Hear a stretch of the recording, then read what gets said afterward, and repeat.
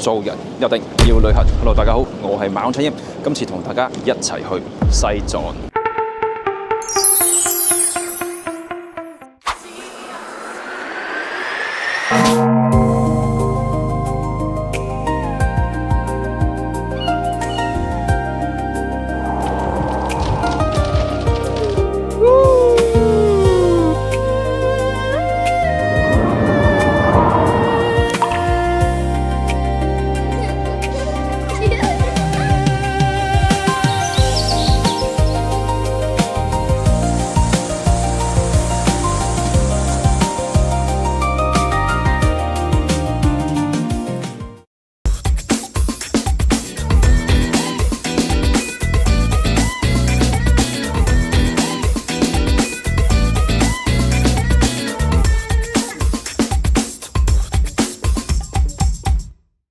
我哋由香港出發去成都，揾咗當地嘅旅行社安排咗成個西藏嘅行程。而家出發啦，落機啦！由香港飛過嚟成都嘅天府國際機場，大概2個鐘頭多少少。而家去攞行李先。Hello， 成都，我又嚟啦。Hello， 今次成個川藏線嘅策劃都係揾翻同一個旅行社，曾經帶過我去成都、重慶。今次係西藏，佢就係 Maxine， 成個策劃就係佢負責啦。接送我哋嘅車，哇！呢架車好浮誇啊！愛馬仕橙。我哋今日咧係冇行程嘅，而家就翻去酒店放低啲嘢，跟住就喺出邊個街度行企，跟住食埋晚飯，早啲休息。聽日先係真正嘅川藏遊。到達我哋成都住嘅酒店曉塘公館，哇！呢間酒店獲獎無數，入到嚟嘅環境都非常美麗啊！有啲興奮。呢個旅行團冇令我失望，第一晚住嘅酒店已經咁優秀。Oh my god， 好靚啊！大堂旁邊有個休憩區域，成都最愛大熊貓。酒店有好多展品，呢度展出咗我最中意嘅瓷器，每一隻都想帶翻屋企。呢間酒店大堂巨美麗，好高級啊 ！check in 先，哇！伴手禮啊，又攞住成個行程喎。今晚入住408號房，好，入嚟同大家 room tour 下。入房嘅左手邊係衣帽間，有塊全身鏡 ，hello。右手邊係浴室同洗手間，梳洗區域非常寬敞，對住梳洗區仲有個浴缸，除咗浴缸仲有獨立嘅淋浴間，正啊！用咗 Bulgari 嘅洗頭沐浴露。睡眠區域分咗兩邊，一邊放咗一張 king size 嘅大床，另外一邊就係工作台。呢張油畫好靚喎，床嘅對開仲有個茶水區域。房間仲有個法式露台，我間房係一個街景，非常滿意。冇諗過第一晚嘅住宿已經咁優秀，期待我哋嘅川藏之旅。哇，好豐富啊！旅行社送俾我哋嘅伴手禮。喺酒店休息咗一陣間，我哋而家出去食晚餐。晚餐時間嚟到當地人介紹嘅天星正源火鍋店，濃濃嘅重慶火鍋味啊！好多食物啊！呢度專用嘅油啊，調和油，最愛芫茜啊！滾啊，好滾啊！飲杯 ！Cheers！ 雖然話去高原地方係禁酒，但係有朋友介紹嚟一齊食飯就飲一杯。呢個鴨血好性感啊！好震撼啊！震下 ，so sexy， 好熱，好滑，滑到咧擺落口即斷開佢，從來未試過咁滑嘅鴨血，好陰熱。呢個火鍋底咧個辣勁啊，好勁啊！我食咗2-3嚿嘅鴨血，我已經 feel 到喉嚨底啊，已經係噴火，特製辣椒粉，唔夠辣嘅可以再飲佢。試下呢個豆腐乾，飲佢哋嘅巨辣粉。本地人話我啲辣粉有啲多啊。好似還好。好啦，有杯。呢個係兔仔腎啊 ！Oh my god！ 腐皮。我所有嘅泡浸完呢個嘅麻辣湯底都好好味，後勁辣感好強，小心食唔到辣嘅，小心啲。豬腰啊，黃鱔啊，排骨啊，多一點。好稠，好yummy啊，好辣。必吃嘅紅糖糍粑，用手吃啦，哇，撳落去好鬆喎。好好味，中間好黏住咗我喉嚨，要慢慢食，慢慢咀嚼。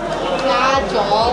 甜品時間，冰湯圓，上面有啲紅棗，呢度有湯圓啦，呢度有啲似西瓜嘅物體，個底下邊仲有少少好似米糟嘅物體，試下先啊！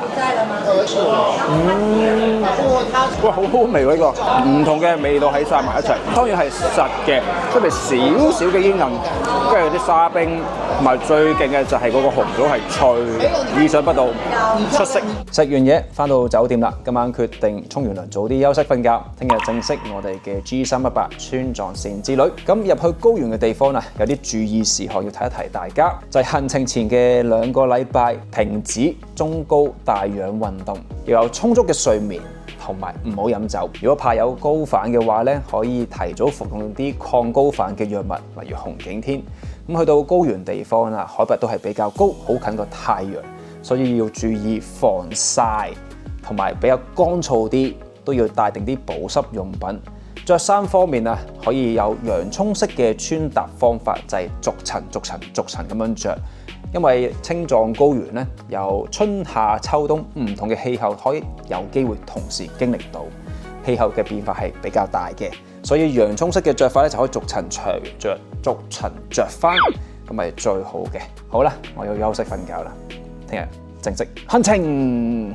Good morning， 而家落去酒店樓下食早餐，餐廳喺酒店嘅 B1層，好美麗喎。早餐係自助餐嘅形式。好多嘢食喎，有唔同嘅包點、肉燥蒸蛋，仲有唔同種類嘅蒸點、海鮮粥、小米南瓜粥同埋白粥。送粥嘅葉菜都有唔同選擇，仲可以整返碗雲吞，又或者手工麵。以酒店嘅早餐嚟講，真係非常之豐富啊，好多選擇。我嘅豐富早餐食飽就出發啦，食飽飽，而家我哋要出發 G318川藏線之旅。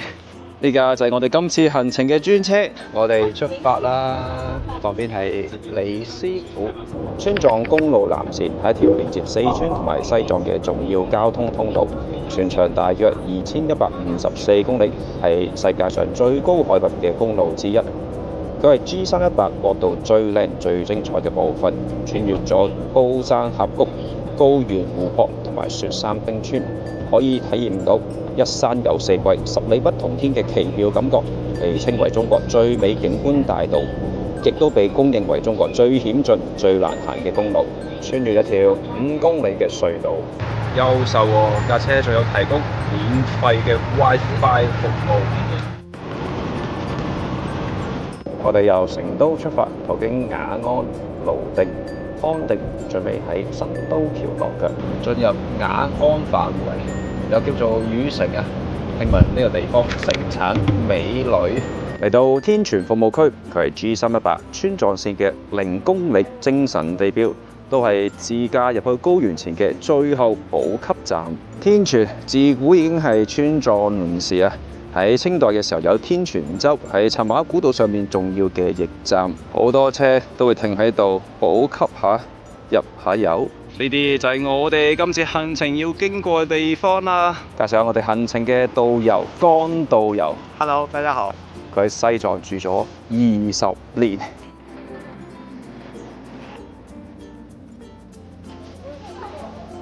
入到嚟都好多嘢嘅喎，有唔同嘅文創店，可以買定啲補給品喺途中食啊！到此一遊，打個卡，我哋出發啦！好吸月，買咗啲水果沿途食。康定大橋，海拔一路攀升中，有少少覺得耳鳴嘅感覺啊！而家去到海拔2000幾啦，呼吸咧係有少少唔同嘅感覺，要補下氣，有黃芪精同埋黨參飲少少。進入康定嘅範圍，食個 lunch。入到藏區範圍，就會見到呢啲七彩顏色精美嘅圖案。康定呢個地方最出名嘅莫過於康定情歌。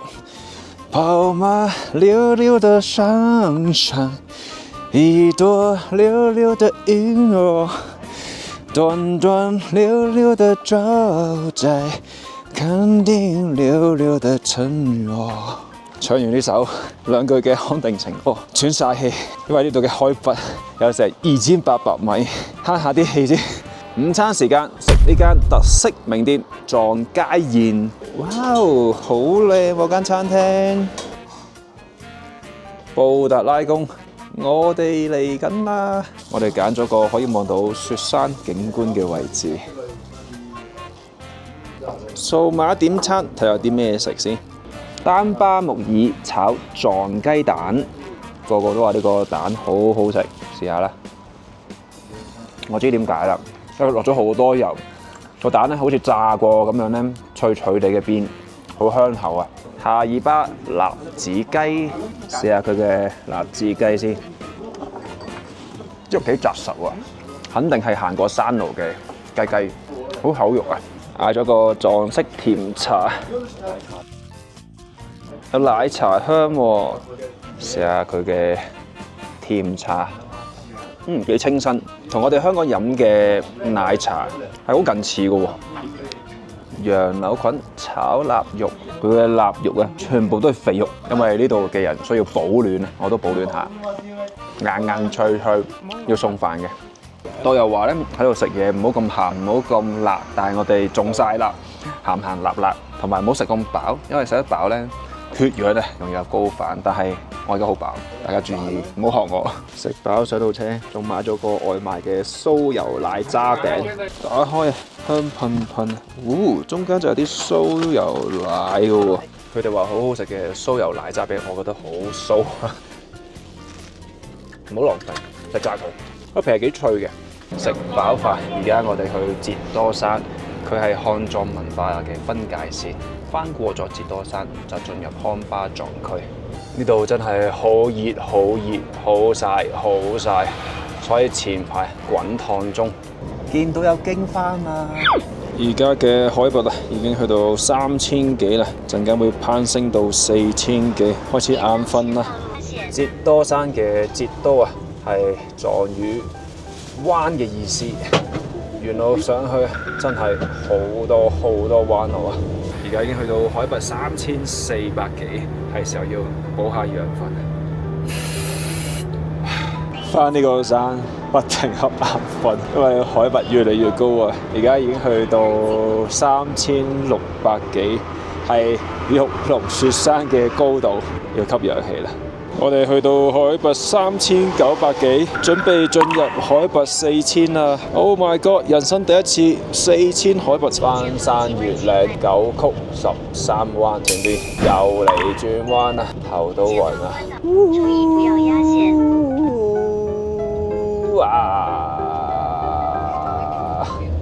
我哋落車啦，去到呢度嘅停車位置，海拔係4298，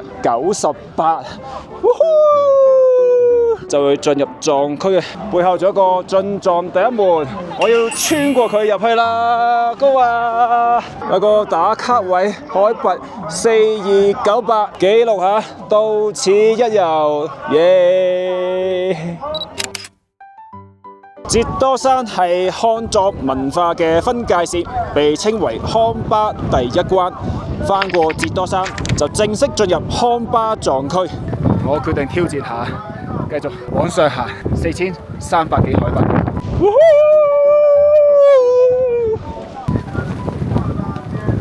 大家聽唔聽到呢度嘅風啊？樣嘅感覺，好震撼啊！我要休息下，縮晒氣。觀眾們，因應自己身體狀況，唔好夾硬嚟，小心。OK， 慢慢行，就要慢慢行。又大風，仲有融雪啊，所以地下比較滑。我就快到頂啦，堅持。雖然缺氧，但係要堅持。我到頂啦，呢度係海拔4340幾。Oh my god！ 康巴第一關跌多山，海拔4348啊！好，要撒龍打，哇！啲頭髮吹到散晒啊，同埋上到嚟咧，開始又落雪啦，有啲雪粒啊！哇！啲人就喺度同啲窩打卡影相啊，佢哋啲似狼啊！下面老闆。Hello。Hello。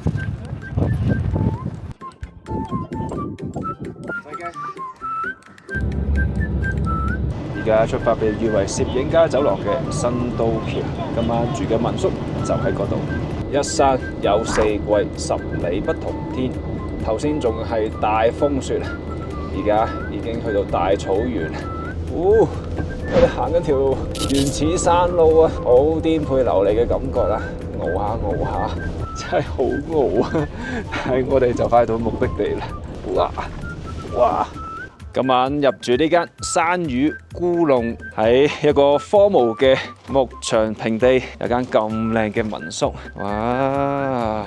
好靚嘅感覺啦！歡迎嚟到我哋今晚住嘅民宿。呢間山魚民宿坐落咗喺個大草原度，零零舍舍，得佢自己喺度，好靚啊！好多雀仔喺度啊，好 Q 啊！嗨！遠處仲可以見到亞拉雪山，見唔見遠處啲牦牛啊？趕牛人趕佢哋翻屋企啊！喺一個荒蕪嘅地方，有間咁美麗、咁有品味嘅民宿，真係不得了，好優秀。呢度仲有賣啲當地嘅紀念品，好精緻喎。呢啲係冰箱貼啊，每一個都非常精緻。為咗答謝觀眾們陪住我成長，我決定買2個手工製作嘅冰箱貼送俾幸運觀眾。喺留言區度留言，同我講點解你想要，同埋想要邊個顏色，我抽2位觀眾送俾你哋。飲翻杯咖啡，發現動作快，真係有啲喘氣。飲杯咖啡先，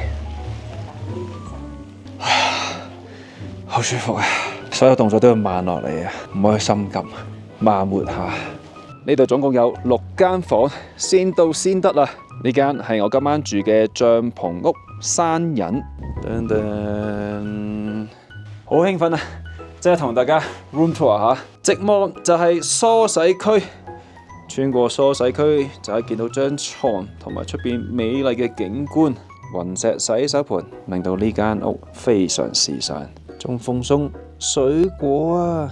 屋頂係個帳幕嘅設計，間房正中間放咗張 king size 嘅大床，有個帳簾喺度，床嘅旁邊有個單人梳化椅，有個半開放式嘅 pool area， 同埋亦都係半開放式嘅淋浴間。民宿用嘅係 Le Labo 嘅洗髮沐浴露。如果怕缺氧，酒店仲有個供氧機，真係有機會用得着㗎。茶水區域有可樂同埋水，打開門可以出去出邊嘅 open area， 佢係一個露台嚟㗎，好靚啊！朝早起身嘅時候，仲喺度飲杯咖啡，望下出邊美麗嘅雪山景觀，好寫意啊！夜晚仲可以瞓喺呢個網度睇星星，哎呀，即時試下，擁抱大自然嘅感覺，好奇妙啊！呢間民宿真係巨美麗啊，好似置身仙境當中，非常夢幻，有機會嚟體驗一下。哇！我哋今晚嘅浪漫火鍋餐啊，土雞湯鍋，哇，好滾燙啊，好正嘅土雞啊，好香啊！食呢個土雞湯啊，好香。完全冇落任何嘅鹽落去，好溫暖。有啲想喺度住翻半年啦，放下羊，休憩下，試下呢個雞肉人間煙火味。呢個雞幾嫩下嘅喎，唔錯唔錯，有口感嘅雞肉。湯裏邊啊有唔同種類嘅菌啊，試下嗰啲菌好唔好食先？咁紮實嘅，落啲腐皮落去，滾下滾下。呢個腐皮飲料醬好好食。我平時食嘢係好急嘅，但我啱啱好快用翻正常自己嘅速度去食呢，我食到喘晒氣，所以嚟到海拔3000幾米或以上食嘢，要慢動作，慢慢地食飽啦，好滿足。今晚決定好好休息，聽日8點起身。夜晚返到房，決定出去睇睇星星。雖然有少少凍，但係我都想感受下咁近星星嘅感覺。瞓喺度。Good morning! Oh my god！出邊嘅景色巨美麗啊！尋晚應該落過雪啊，草地上面鋪咗薄薄嘅積雪。各位觀眾，有隻牦牛喺度喎。尋晚瞓得麻麻地啊，好似冇瞓過咁，應該有少少嘅高原反應。而家出去食早餐。營養早餐，我哋又出發啦！我哋而家由新都橋出發，途經天路18彎、摩亞大草原，最尾會去到香格里拉鎮。我哋進入天路18彎啊！呢度有好多嘅急彎，10幾個盤旋直到山頂。哇！天路18彎係 G318上面最具視覺衝擊力嘅盤山路段之一，望落去好似扭出咗10幾個之字彎，象徵川藏線嘅險峻同埋壯美。我喺路邊度買咗3寸手串揸絲豆啦，揸絲豆啦，姐佢買咗3寸俾我，2嚿水。原本佢話2嚿幾水1寸，要講價。距離拉薩仲有1000幾公里，我哋喺度大長征，海拔又喺度一路攀升中，而家去到4200幾米。我哋而家向理塘方向進發，沿路會經過呢啲磚牆石屋，好靚喎，聽到啊！巨大風，一片無際嘅高原，非常震撼。青藏高原係世界最高、最大、最年輕嘅高原，平均海拔喺4000米以上，被譽為世界屋脊同埋世界第3極，以獨特嘅高寒氣候、豐富嘅冰川、鹽湖資源同埋藏族文化為特色。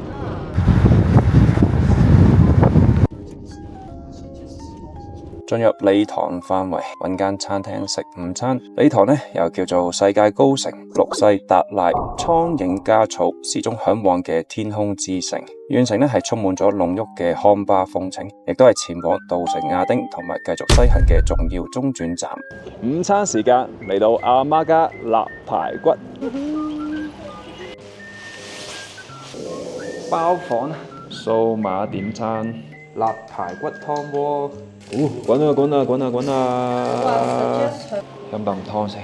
我發現我有少少高反，有啲喘氣，動作大少少都喘氣。試下呢間鋪最著名嘅臘豬肉先。咁味道呢係同平時食開嘅排骨係有啲唔同嘅。平時排骨呢係爽同埋係新鮮嘅，臘豬肉應該係風乾咗幾日。跟住佢係帶點鹹味，成個湯嘅味呢都喺呢個豬肉度嚟嘅。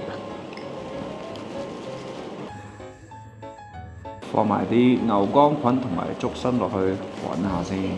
啲牛肝菌要煮15分鐘啊！如果唔係，會迷幻咗自己。仲有咗份野生菌小籠包，我都幾中意食包嘅。呢個包係反而成餐裏邊最好食嘅喎，最好食。食飽飯，繼續前進。沿路坐車，其實見到好多唔同嘅風光景色，真係每一處都唔同，全部都係非常非常非常美麗。呢個大自然太神奇，同埋令到我好放鬆。穿過一條小村莊，天天上邊好多雀仔，海拔不斷攀升中啊！而家去到4400幾米，我嘅呼吸咧係開始有啲吃力嘅，覺得有少少缺氧啦，要補翻少少氧氣。谷谷地，路邊見到好多山上面碌落嚟嘅巨石啊！我哋嚟到海拔4500米嘅兔兒山休息下，打下卡。我在兔兒山很想你，遠望過去，後面鏡頭篤篤嘅中間位置呢度就見到兔兒仔啦。沿住呢度行上去，有個觀景台，好靚噃。哇哦！只求今生相依，不求來世相遇。好美麗，好神聖嘅感覺啊！好大風，喘晒氣，有種大地在我腳下嘅感覺啦。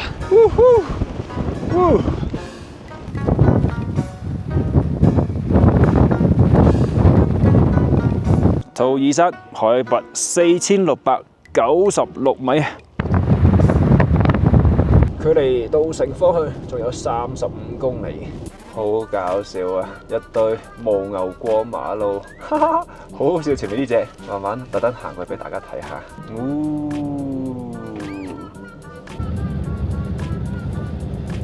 沿路會見到好多唔同嘅藏傳佛教寺廟，全部個頂都係金光燦爛。我哋而家嚟到波雅山，又休息下。呢度嘅海拔有4513米，沿住一路行前進去稻城亞丁方向。今日坐車由早坐到晚啊，應該差唔多有9個鐘頭定10個鐘頭嘅車程，差唔多到酒店啦。嚟到香格里拉鎮，返去酒店之前要補給下抗高山症嘅藥物。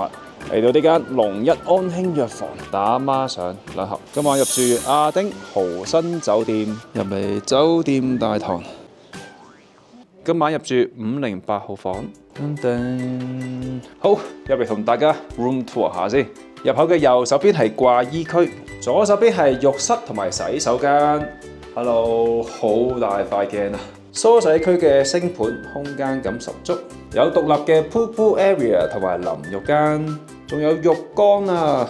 直入係睡眠區域，哇！睡眠區域空間感都幾好喎。呢張床係大過 king size 嘅，超正啊！可以碌嚟碌去。床嘅旁邊仲有個 sofa， 床嘅對開會有茶水區、電視機同埋一張 small table。睡房嘅玻璃仲可以拉開，直通浴室。可以一路浸浴一路睇電視，呢間酒店非常滿意啊！最正嘅就係呢個酒店可以住2晚，唔使日日起身執行李換酒店。啱啱喺酒店房放低嘢，而家落返嚟大堂度。今晚決定喺酒店嘅餐廳食晚餐。酒店餐廳幾美麗喎，紫菜蛋花湯，好似好正咁喎，健康嘅味道啊！舟車勞頓咗一日，飲翻碗暖粒粒嘅湯，好暖啊！好正，好舒服。青椒肉絲，係咪質素係正常嘅？淡淡地，唔會過分鹹，我中意。紅糖鍋盔，試下呢個鍋盔，幾好味喎！呢個包幾煙韌下。好正啊！有酸菜魚，啲魚肉白白滑滑喎。好耐冇食過酸菜魚啦，味道都 OK 嘅，淡淡地，唔會太鹹。酸菜都幾正。魚香茄子，炒時蔬。整體嚟講，食物都係正正常常嘅，冇話特別好食，又冇話特別唔好食。去到呢個旅遊區算係咁㗎啦，今晚食飽，陣間就要瞓覺啦，因為尋晚瞓得麻麻地。聽朝見。酒店出邊嘅景色都幾美麗喎。Good morning， 尋日瞓得非常之好，我諗我已經適應咗高反。呢度嘅海拔係3000米，完全冇問題。而家來食早餐。早餐喺酒店1樓，都係尋晚食晚飯嘅餐廳。睇下有咩食先，連糍粑都有啊，有唔同嘅蒸點，仲可以煮翻碗麵。有唔同嘅包點，好得意啊！有熊貓蛋糕，仲有沙律吧。沖翻杯美式咖啡先，試翻個地道嘅酥油茶。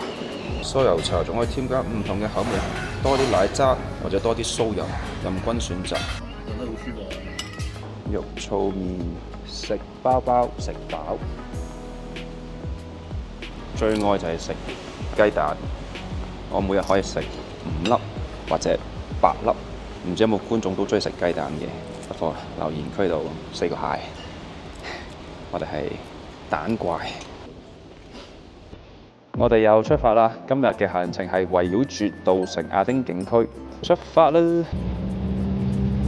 嚟到稻城亞丁遊客中心。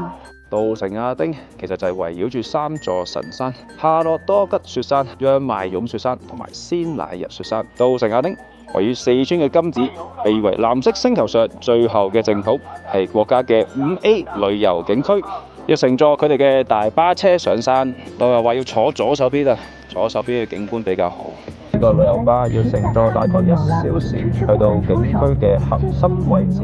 我哋而家落車嚟到仙乃日神山嘅觀景台。仙乃日神山被譽為觀音菩薩嘅化身。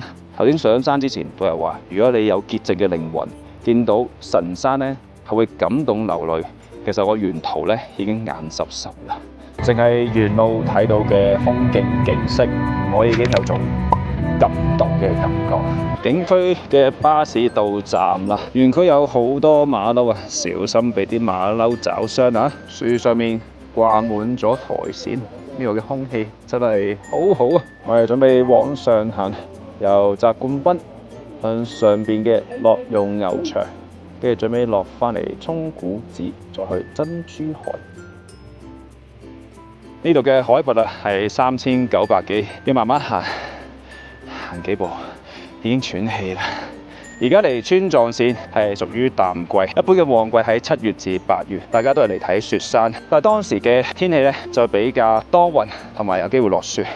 同埋7月至8月，國內係暑假會好多人，所以咧而家我哋揀咗3月至4月嘅淡季過嚟，冇乜人嘅，好舒服，而且連4季呢度睇嘅景色都唔同。對我嚟講，冇乜人係最好嘅。我覺得松鼠喎。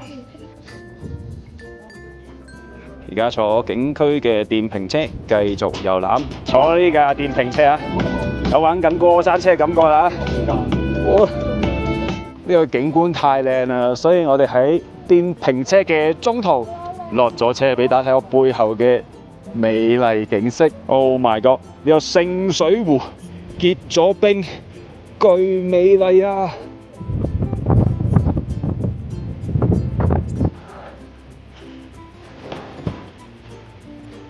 小橋流水，望下啲流水幾清澈。呢度匯聚咗雪山、冰川、湖泊、草甸等原始風貌，係徒步同埋攝影愛好者嘅天堂。我哋行程嘅江導遊非常優秀喎，跟拍好美麗啊啲相。前面見到嘅係央邁勇雪山，藏語嘅意思係文殊菩薩，佢嘅海拔有成5958米，代表住智慧。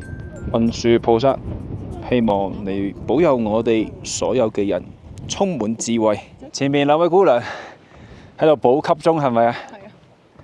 咩嚟嘅呢個？好重要啊！我都嚟補充下體力。喺高原嘅地方啊，食朱古力啊、糖分嘅嘢都係幾好㗎，補充能量同埋糖分。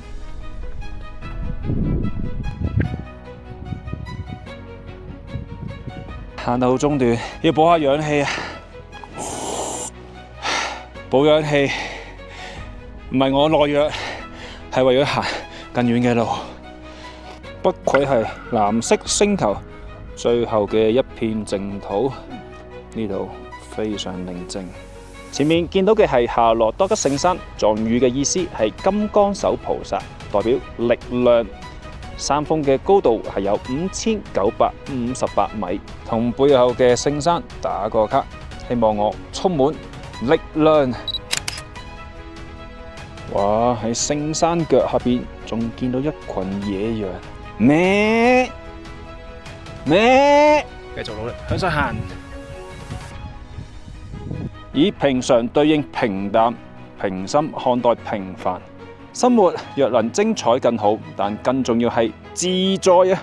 呢度有個祈福台喺度，祝每一位觀眾身體健康，心想事成。嚟到亞丁驛站，簡單食啲嘢。嚟到呢度只可以食呢種自熱米飯，一個30蚊。第一次食呢啲自熱米飯，打開佢呢，佢有啲材料包，材料包裏邊有方便米飯包，跟住有包熱水。葱花下邊咧就會有瘦肉豌豆，仲有個發熱嘅水包、發熱包、匙羹，真係唔知點整啊！首先就係將呢個米飯包倒落嚟，哇，真係米嚟嘅喎，活生生嘅米，真的嗎？跟住就將呢個葱擺喺個米飯上邊，然之後咧就將呢個瘦肉豌豆擺喺側邊呢度，哇，好多豌豆啊！哇，跟住呢包水啊，睇清楚，呢包水咧係倒喺個米飯上邊嘅，咁樣直接煮飯，我哋第一次。第一個步驟完成啦，就係咁樣。最重要嘅就係呢兩包嘢啊，擺完上層啲嘢啦，跟住就要攞翻起佢，跟住就解開呢個包，擺喺個底下邊。呢個係發熱嘅嘢嚟嘅，擺落去。然之後就將呢個水又倒落去，發熱用嘅水包倒晒落去，跟住咧將面層嘅呢個米飯同埋餸活菜咧擺翻去原位，冚埋個蓋。佢等12分鐘，佢就會滾上嚟。佢話會非常之燙啊，所以小心。好，計時。哇，真係有煙噴咗出嚟嘅喎，煮緊飯喎，有料到啊！喺個美麗嘅神山前邊食飯，真係好幸福啊！睇下個飯煮成點先。哇，好大煙啊！真係熟咗嗰啲飯。Oh my god！啲飯真係一粒粒咁熟晒嘅。睇下煮熟晒嘅飯，好神嘅呢單嘢。都唔錯嘅，仲有啲豆豆撈埋個飯去食，舒服啊！多謝美麗嘅大自然賜予我哋咁豐饒嘅美食。食完嘢已經有啲攰，有啲眼瞓，決定坐翻個電瓶車落去。我哋落山啦，而家我哋去卓馬拉措，即係珍珠海。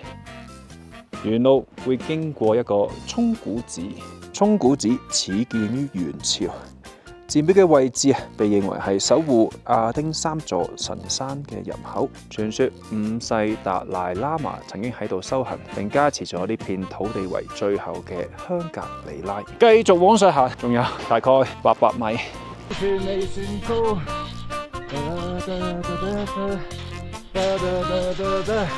行到攰就休息下，休息完再努力過。唔知有冇觀眾係中意行山嘅？我都揾到行山嘅樂趣，係不斷挑戰緊自己啊！有時想放棄，不過唔緊要嘅，停一停，休息下，充完電又可以繼續努力向上行。人生都係咁樣嘅，攰啦，有挫折啦，唔緊要嘅，係要繼續前進，積極前進。我們終點見，呢度會見到仙乃日神山，藏語嘅意思係觀世音菩薩，代表住慈悲。神山嘅海拔係6032米，呢個位近距離去望仙乃日神山，真係非常震撼。我哋終於嚟到珍珠海啦！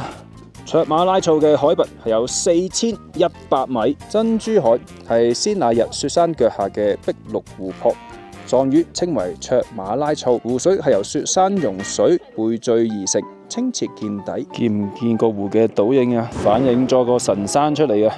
喺藏傳佛教中，珍珠海被視為仙乃日山嘅運湖。據說圍繞住呢個珍珠海行一個圈，可以洗滌心靈，去除所有嘅罪孽。啲人話上山容易，落山難，只要慢慢行，總會落到山嘅。呢條係捷徑，落到山嘅導遊仲買咗可樂俾我哋。好舒服，好爽，補充咗能量同埋糖分。晚餐時間。嚟到呢間獨一處松茸土雞餐廳，個感覺幾地道下喎。我哋都係318嘅旅遊夥伴。衛生餐具餐牌，飲翻個椰樹牌椰汁。哇，有一個椰樹動作，咁樣飲，好似好飲啲。千顆餅要7嘢食。哇，好食呢個，都好食喎。啲微微嘅甜味，出邊個皮脆脆，中間好鬆，好食。松茸燉土雞湯鍋，啱啱入嚟嘅時候問佢個雞係咪新鮮雞，佢話係，我哋先入嚟嘅，試下好唔好食？哇，好香啊！大家都急不及待，太香啦！試下佢哋嘅土雞啊，土雞，個雞味係幾香嘅，同埋佢係紮實嘅。呢個一定係做 gym 做咗好耐，幾好味。試埋松茸啊，都好香喎！呢個松茸好香下喎，唔錯唔錯。呢個雞實在太美味啦，所以急不及待食多幾件，補充今日所有嘅能量、蛋白質。食完雞仲可以添加其他嘅食材落去，自己揀自己中意食嘅。滾下滾下滾下滾下滾下滾下滾下滾下，試下呢個腐皮先，有啲火鍋佐料落去。哇，好似好辣咁，唔裝，不過辣咗少少。最愛豆腐，好滑。Good morning， 我哋又出發啦，今日向巴塘嘅方向進發。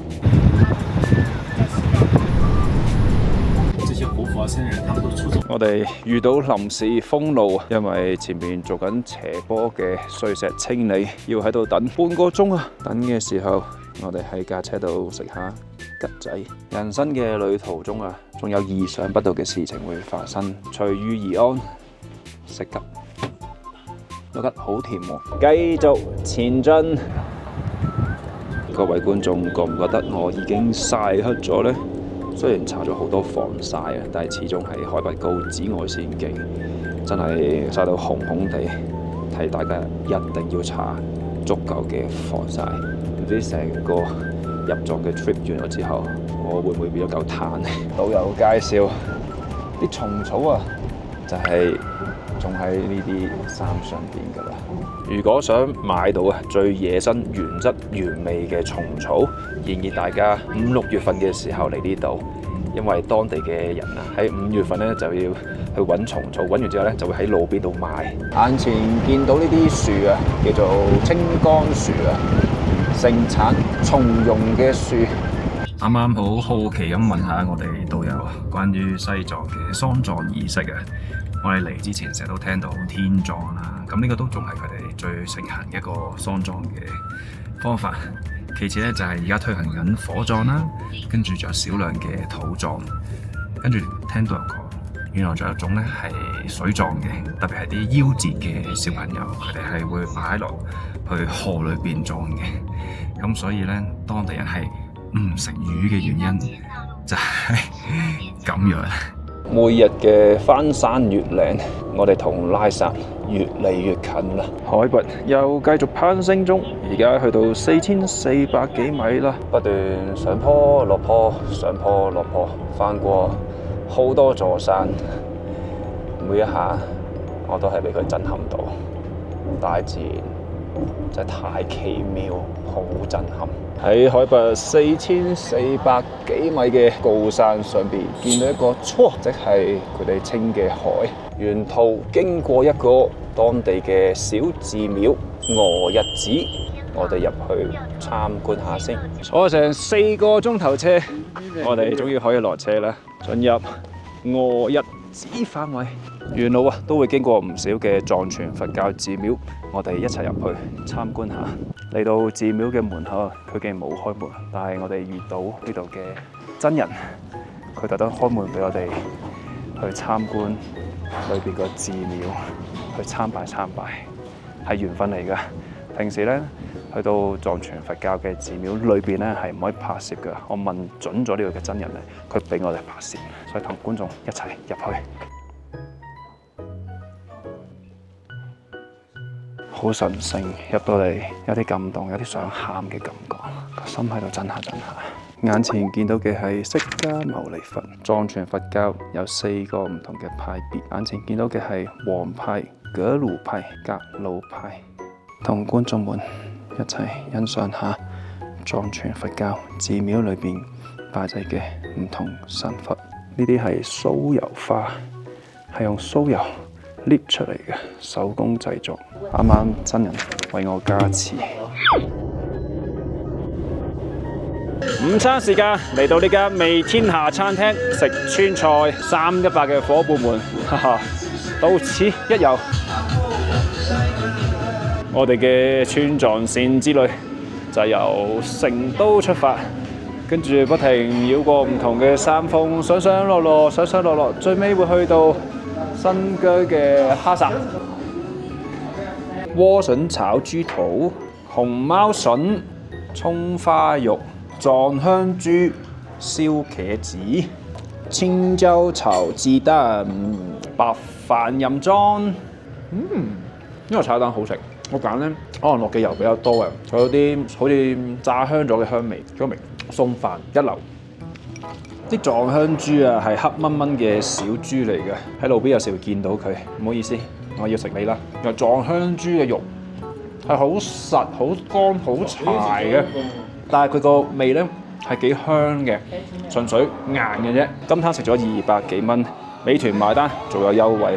其實成個行程裏邊咧，早餐係全包嘅，晚餐有個別嘅特色餐咧係包埋嘅，其他嘅餐廳全部都係一路行一路去揾邊間評分高咧，就停低去揀嚟食。所以豐儉由人，我就冇特登拍俾大家睇我食咗幾多錢啦，自己揀中意食嘅，睇完個餐牌 OK 就去食啦。食得太飽，有啲缺氧，決定瞓一陣間。決定用旅行社贈送嘅呢個頸箍包住嚟瞓覺。佢咧兩邊有嚿骨嘅喎，可以 hold 得條頸好好。好，我瞓覺啦。落雪啦，雨雪紛飛。眼前見到嘅係無涯大草原，係康巴地區最著名嘅牧場之一。自古咧係茶馬古道上面重要嘅補給站，當地嘅居民至今仲保持住傳統嘅遊牧生活。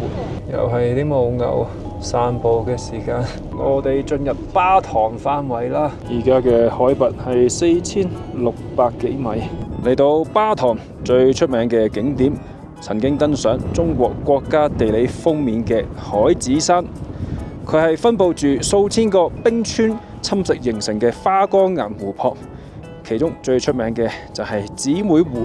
當地藏民稱呢兩座湖為措尼巴，意為兩姊妹，相傳係兩位仙女下凡所化身，守護住呢片土地。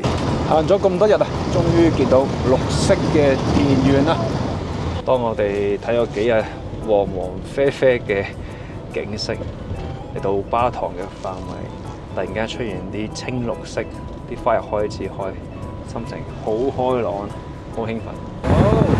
粉紅色嘅桃花啊！巴塘歡迎我哋啊！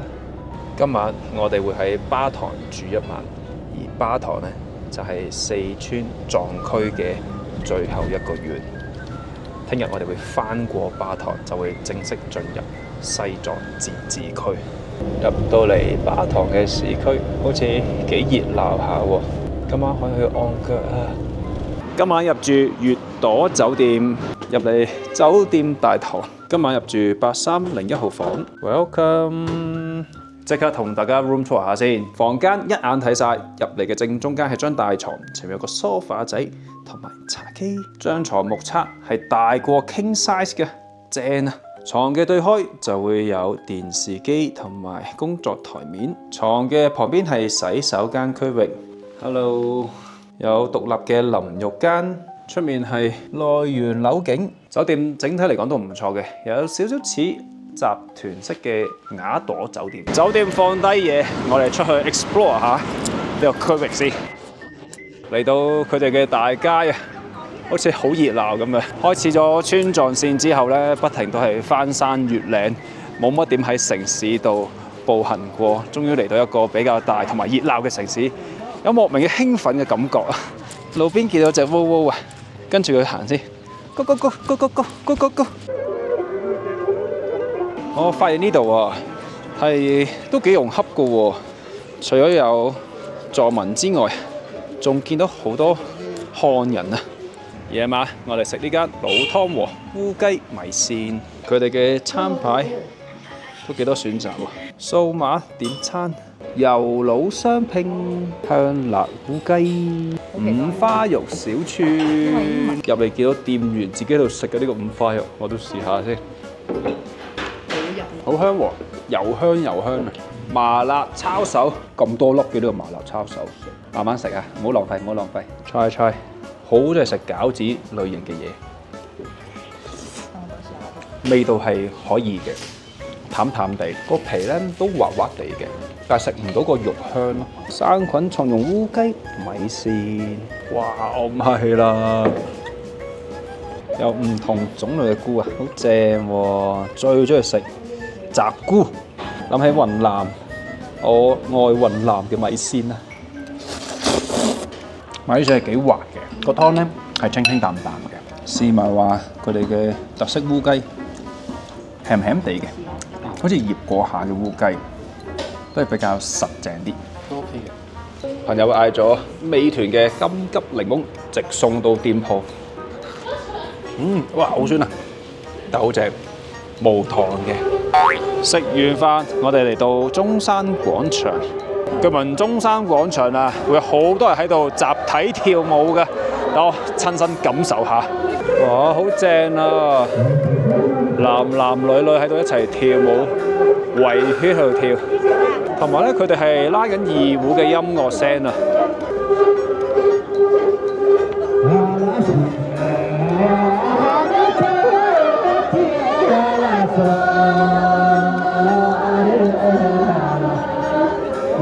啲大哥啊，有啲擔住支煙喺度跳，咩人都有。同埋咧，佢哋跳嘅節奏好唔同嘅喎，有時順時針，有時突然間又會逆時針，有時會唱埋歌嘅喎。我揾佢哋嘅二胡大哥借一個二胡過嚟，準備拉下。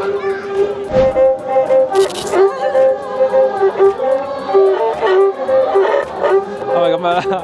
我識拉嘅話，我再企喺正中間度領舞。我哋嚟之前諗住買團衣，點知喺淘寶冇買得成，而家決定現場買翻套團衣着下先。呢度入去裏邊睇下，嚟到呢間央藏秀，團友們一齊揀團衣，好靚喎！佢啲藏服，好，我決定要試下呢件，有啲重嘅呢件衫，好似幾靚喎，係嘛？係咪幾好啊？老細教我點樣着呢件衫？哦，佢話係披住嘅，咁樣啊？哦，或者咁樣掛住單邊喎。佢話佢哋咁樣係型喎，掂唔掂？買唔買？支唔支持？呢件定頭先另外嗰件？最後我揀咗呢件綠色嘅。